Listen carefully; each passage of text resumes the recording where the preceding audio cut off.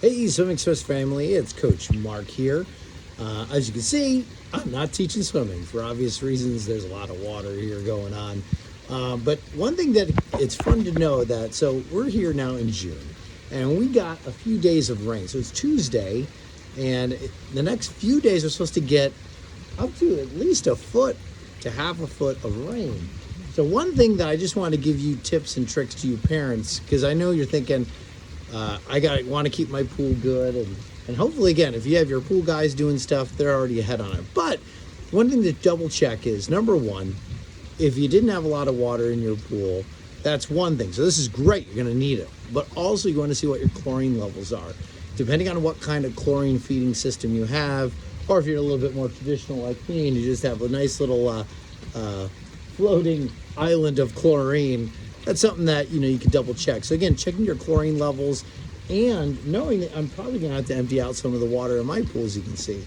But that being said, I was already a little bit pre-planned that we were going to get a lot of water. So I actually made sure not only did I have my regular chlorine in, I actually did a pre-shock. Not that that's for everybody, and two, you want to be careful about sensitive skin. So don't go jumping in the water if you do something like that. But no one's going to be in my pool for the next few days. So one thing I did was making sure where my chlorine levels were. I wanted to make sure I did a pre-clean. I kept an eye. So something you can do when the storms are coming. Keep an eye on what's going on in your pool. So I cleaned everything out, made sure to clean my basket out to make sure there was no leaves in it, anything like that. And I might even, and I'll check it in the next couple days too, make sure nothing's getting in there.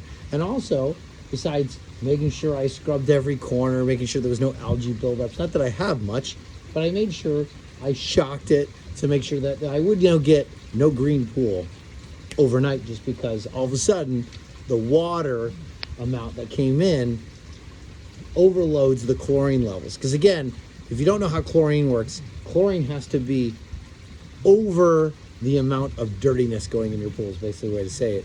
It usually, again, what our chlorine does is it attaches to the to all the dirty stuff. Basically, the easiest way to put it.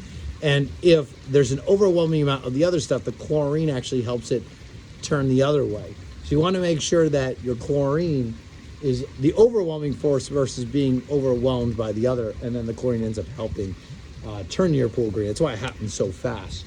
So again, just keep an eye on your pool levels, and this might be the time where you need to add something in to make sure it stays clean if your chlorine levels are low. So just know we're going to have some rain in the next couple days. And again, that's something that you can do and keep an eye on, or at the very least, monitor. Again, another little tip and trick you can also do, I know some of you don't know it, you can actually add copper, like a little copper pipe. You can put it in the bottom of your pool, and you don't want to put it on something that can stain, but I actually keep one in my basket. And that actually helps kill any